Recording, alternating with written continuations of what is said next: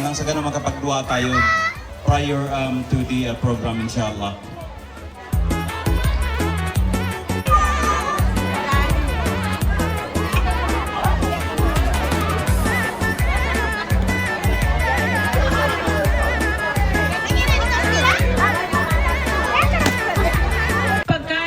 Umalis tayo para hindi crowded.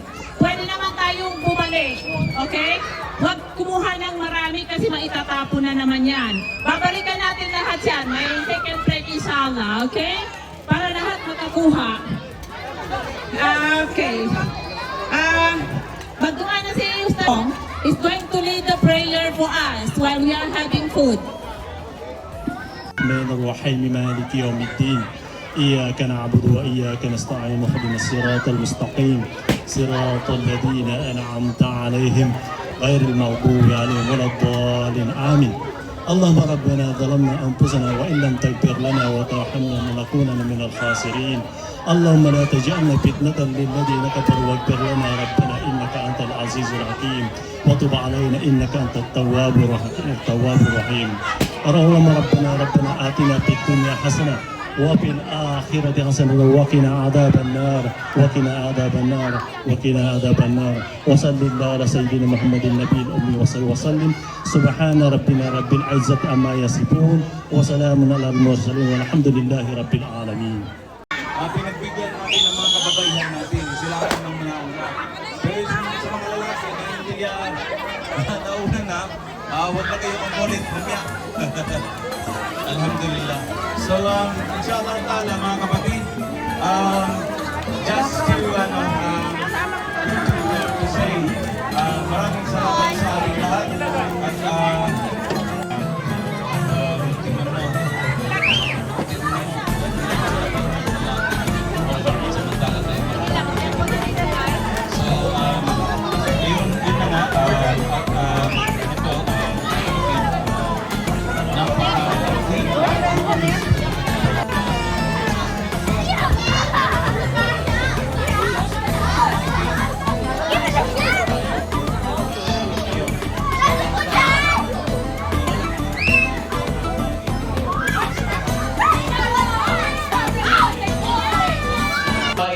ng ating agama, Friday prayer, nag-focus tayo sa madrasa at nagkataon itong mga minimiti natin ay pinagbigyan tayo ng Allah subhanahu wa ta'ala. Allahu Akbar.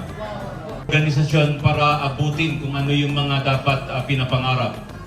Wala ni isa sa kanila hindi nangangarap, wala isa sa kanila na hindi gumagawa ng paraan para maabot ang ating minimiti. Lahat yon ay nagsasacrifice. So sabihin natin, sinasabi nila na ito ay legacy natin. Hindi ho. Noong 2009, nag-umpisa ang legacy na to. Kinontinuous lang natin ang mga ginagawa nila hanggang sa umabot tayo at pinagbigyan tayo ng Allah subhanahu wa ta'ala. Hindi nag-umpisa ngayon ang application, nag-apply tayo mula 2009. Yung mga chairman natin, mga past chairman natin, saludo tayo sa kanila. Yan ang dapat pinaka-importanteng bagay na ilagay natin sa likod ng ating isipan. Hindi itong PMA UK ngayon lamang.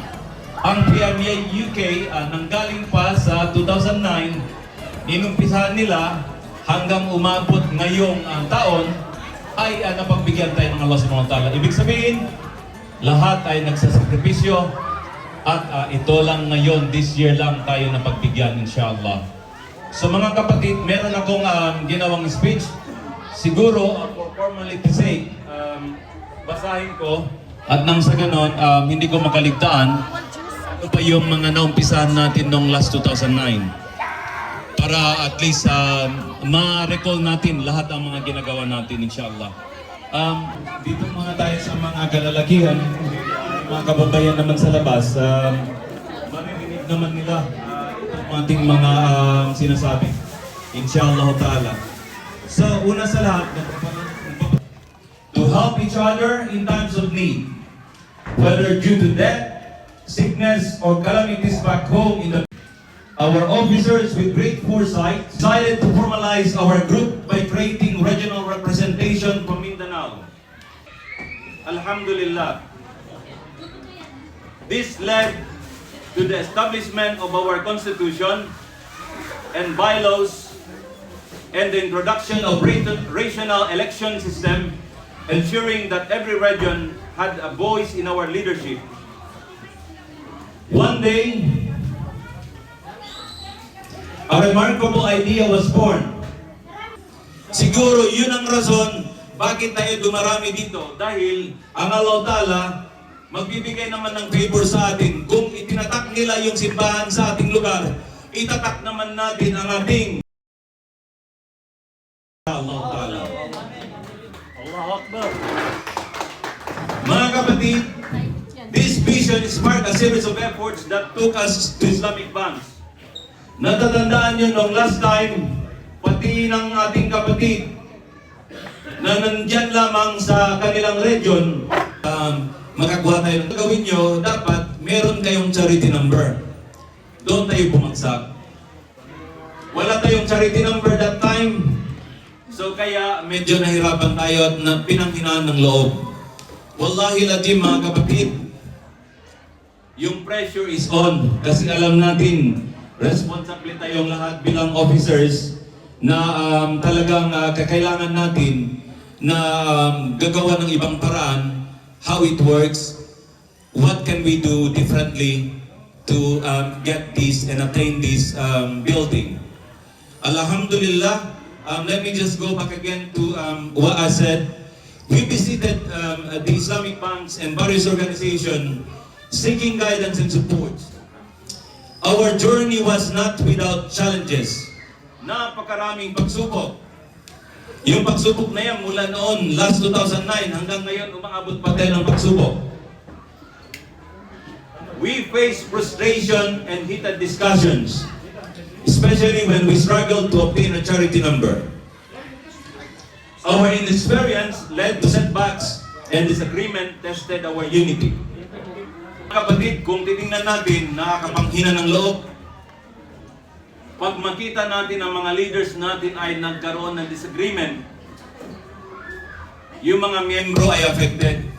Kaya, mga kapatid, pinipilit natin itong pagkakaisa natin. Kung may mga halimbawa na hindi pagkaunawaan, dapat pag-usapan. Huwag nating talikuran, insyaAllah ta'ala. The turbulence intensified with the onset of COVID-19 pandemic. Tatandaan niyo yung pandemic, medyo napanghinaan tayo ng loob dahil puro problema ang hinaharap ng buong mundo. At tayo ay naging talagang affected kasi wala tayong mga events na katulad ng ganito. Meron pang nagsasalita sa atin na sinasabi nila na saan na ba yung PMA? It felt as if the PMA UK was on the brink of this dissolution. Parang wala na. But in those darkest times, some of our officers stood firm, pushing forward with unwavering determination. They believe in our vision and refuse to let it die. Through persistent efforts, relentless prayers, we managed to reset our leadership and regain our momentum. Alhamdulillahi Rabbil Alamin, our perseverance paid off. We established the madrasa. We started the madrasa, inshallah ta'ala, on the winter time. We were going to continue it, inshallah. However, we started the Friday prayers and celebrated the Eid prayer together with everybody. Allah subhanahu wa ta'ala granted us what? Allah subhanahu wa ta'ala granted us charity number, alhamdulillah. Allahu Akbar. Napakagandang gift sa atin ng Allah subhanahu wa ta'ala. The most awaited, long awaited for. Alhamdulillah. This milestone was a testament of our collective resilience and faith. Now, we set our sights on our next goal. Ano yung mga next goal natin? Our next goal will be building our community center. Ito din ang ginawa nila. Ngayon, siguro more or less, nasa around 70 So, inshallah ta'ala, ganun din ang gagawin natin. So, this center will be a beacon of hope, a place where we can gather, worship, and support one another. It will symbolize our strength and unity, reflecting spirit of PMA UK. To achieve this, we need the contributions and support of every member of our community. Let us stand together as we have always done. Our journey has shown us that nothing is impossible when we are united in purpose and guided by Allah subhanahu wa ta'ala. Sa aking puspusang pasasalamat sa buong pagmamalaki, ako ay nakatayo sa inyong harapan mga kapatid, ngayon upang ipagdiwang ang paglalakbay ng ating minamahal na PMA UK. Mula sa ating mapagkumbabang simula noong 2009, tayo ay lumago bilang isang umuunlad na komunidad ng mga Muslim na Pilipino sa United Kingdom o Muslim na Moro sa United Kingdom, pinagbuklod ng ating pananampalataya at kultura at mga pangarap. Sa mga unang araw ng ating mga pagtitipon, noong una, sila Kagi Kadil, sila Brother Atan, sila Sister Halima, sila Bro Salam, at yung mga iba pa na hindi natin nabanggit, inshallah ta'ala, sila ho ay mayroong simple, ngunit makabuluhang pagtitipon. Yung mga iba, umiikot sa mga bus, pag may narinig na Maguindanao, sabi niya, Maguindanao ka. Meron tayong community. Pag may magtatausog, sabi niya, tausog ka sa bus, tara, meron tayong community. Hanggang sa naipon tayong lahat, alhamdulillahi rabbil alamin. Malaki ang papasalamat natin sa mga umiipon sa atin noon, at hanggang ngayon, nandirito pa rin sila. Alhamdulillah. So mga kapatid, ang pag-iipon natin noon ay sa parke, sa mga bahay-bahay, binibisita natin ang mga bawat tahanan, at sama-samang ipinagdiriwang ang ating mga okasyon tulad ng Eid. Ang mga sandaling ito ng pagkakaisa ay nagpapatibay sa pundasyon ng PMA UK at isang komunidad na itinatayo natin at pagtutulungan at pagkakaisa. So mga kapatid, without no further ado, alam ko gutom na tayong lahat. Inshallah ta'ala, ito na ho ang gift ng PMA UK sa atin lahat from our Charity Commission. So mga kapatid, ito na ho ang tagumpay. Charity Commission for England and Wales. This certifies that PMA UK is a registered charity already. Certified by the Charity Commission, alhamdulillah. So maraming salamat mga kapatid. Let's enjoy at magdiwang tayo ngayong araw, inshallah ta'ala. Pasalamatan natin ang Allah subhanahu wa ta'ala. At pagdating ng asam, inshallah, sabay-sabay tayo magsalam at magkaisa tayo for the sake of Islam, for the sake of our Jama'ah. Wassalamualaikum warahmatullahi wabarakatuh.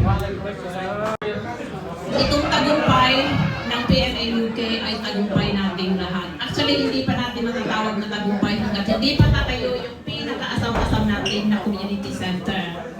Mga minamahal namin mga kapatid, lalo natin pag-igtingin ang pagsasamahan natin. Kailangan yung mga nagdala ng mga pagkain. Alhamdulillah, ito ay kanduri nating lahat of thanksgiving dahil tayo ay binigyan ng Allah subhanahu wa ta'ala ng pagkakataon na ma-register na yung ating community. Pero mga kapatid, hindi magtatapos yan dyan. Kailangan pa natin magtulungan dahil yung community na inaasam-asam natin, hindi kayang gawin ng isang tao yan. We have to work together as a team. How can we achieve that? Kailangan maging generous tayo. Okay? Kasi kung hindi natin gagawin yon, walang mangyayari. Nagkais tayo for 15 years na kaya na natin maghintay. I'm sure kayang-kaya pa natin maghintay, but we have to work together to achieve our goal. Now, gusto ko pasalamatan yung lahat ng mga officers na nandito, ang mga Jama'ah na nandito, mula sa mga decorators natin, nandito si Jane, si Neng, siya ang gumawa ito lahat. And also, I would like to thank Brother Mukamad kasi itong Lagos sa kanya yan, ipinaubaya na sa akin. So, inaalagaan ko talaga yan kahit saan ako pupunta, bit-bit ko yan. Mga kapatid, yung mga anak natin, bantayan natin ha. Make sure na yung mga bata hindi lalabas doon na walang nagbabantay. Siguro mamaya itutingin natin yan para makakain tayong lahat. At isa-isahin siguro natin kung may oras pa tayo, bibigyan natin ng pagkakataon na makapagsalita ang mga ibang kapatid natin pagkatapos na natin kumain. Mga kapatid, merong sakunang nangyari sa ating lugar. Apparently, hindi natin kayang pagsabasabayin. It's priority of order. So, ang nauna ay kung sino yung unang nagpasabi sa atin. So, nagkaroon tayo ng announcement kagabi. Ang unang tutulungan natin ay dalawa sa Maguindanao del Norte. Ang isa ay Marcats, eskwelahan ng mga bata na nag-aaral ng Quran. Mahigit 100 ang mga bata doon. So, kailangan yung pantawid gutom ng mga batang iyon. Kaya, please donate generously. Pangalawa ay sa account ng PMA UK, maglagay lang kayo ng reference na relief. Kung hindi naman, kung may cash kayo, pwede na kayo magbigay yung charity bucket natin na dala-dala ni Secretary Rehana ng Cotabato, Maguindanao. Kailangan kung cash doon nyo na ilagay. So please let me speak.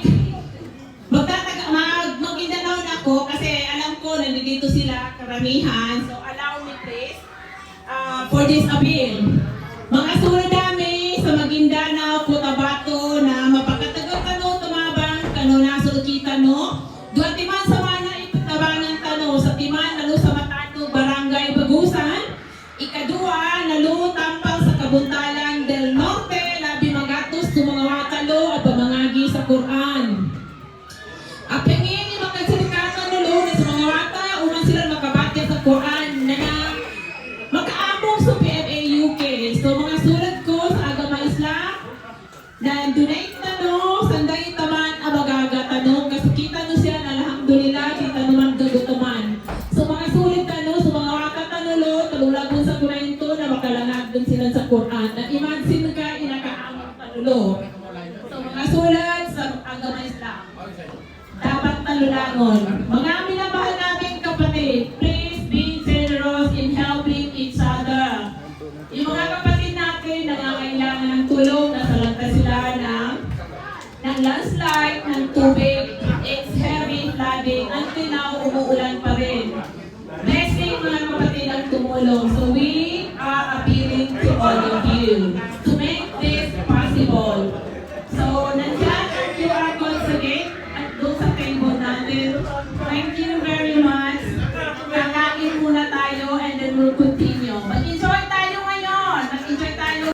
So maglakad na tayo doon. Yung card, itap lang natin. Siguradong lalabas doon yung account natin. Ay nako si Com, lagi ko nakikita nagbubunot na. Siguradong malaking bubunutin.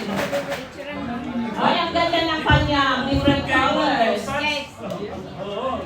Dito po, may kapit po.